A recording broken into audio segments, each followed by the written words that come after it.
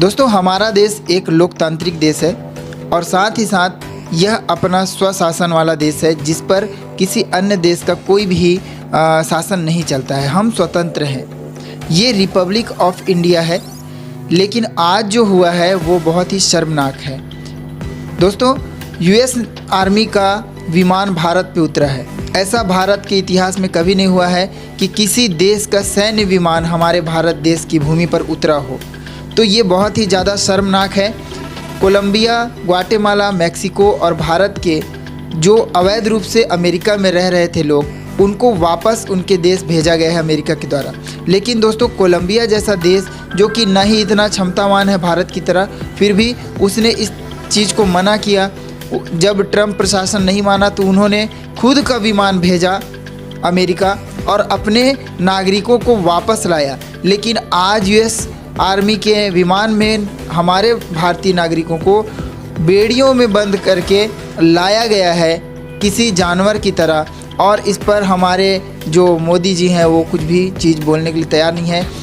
कम से कम उनको इतना सोचना चाहिए था कि ये भारत देश में आज तक अगर सैन्य विमान नहीं उतरा है किसी देश का, हम एक स्वतंत्र देश हैं, हम अपना स्वशासन करते हैं, हम किसी के अंडर नहीं है, तो कैसे किसी देश का सैनिक विमान भारत उतर सकता है? क्या भारत में इतनी क्षमता नहीं है कि अपना नागरिक विमान भेजे और उनको सम्मान के साथ भारत ले आए? क्योंकि वो भारत के निवासी हैं, वो वहाँ फंस चुके थे। लेकिन भारतीय सरकार ने इस पर कोई ध्यान नहीं दिया और आज पूरे विश्व में थू थू हो रहा है मोदी सरकार का।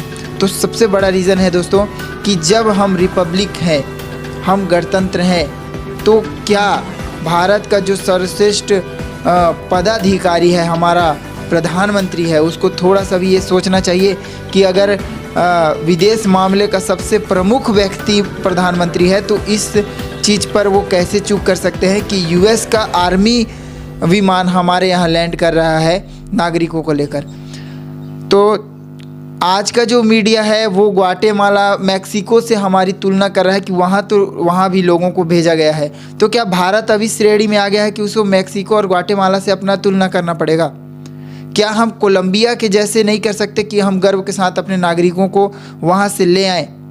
तो दोस्तों, बहुत बड़ी बात है इस चीज़ को, और इस पर बहुत लीपापोती हो रही है। लेकिन आज समझने की ज़रूरत है कि सिर्फ शो ऑफ करने से या बताने से कि हम बहुत ज़्यादा सोचते हैं देश के लिए या बहुत ज़्यादा करते हैं देश के लिए, या मोदी राज में भारत बहुत गौरवशाली हो गया, या ट्रंप से बहुत अच्छी दोस्ती, अमेरिका से हमारी दोस्ती बहुत अच्छी हो गई है, ये सिर्फ कहने वाली बात है।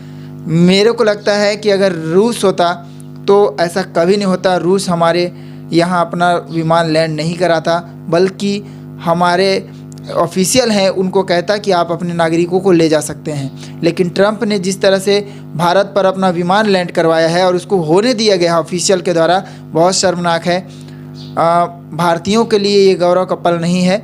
और ये देश सुभाष चंद्र बोस जैसे लोगों की भूमि है, ये देश जवाहरलाल नेहरू जैसे लोगों की भूमि है, जो कि अंग्रेज़ों के रहते ही स्वतंत्र भारत की संकल्पना करते थे। कांग्रेस का विरोध करके जवाहरलाल नेहरू और सुभाष चंद्र बोस ने 1929 में झंडा फहरा दिया था।